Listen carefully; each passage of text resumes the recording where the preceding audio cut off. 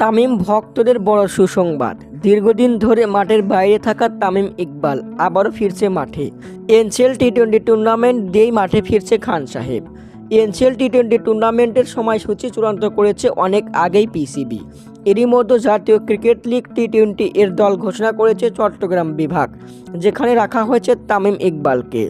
নির্বাচক হান্নান সরকার জানিয়েছিলেন, চট্টগ্রাম বিভাগের হয়ে খেলতে হলে তামিমকে ফিটনেস পরীক্ষায় পাশ করতে হবে।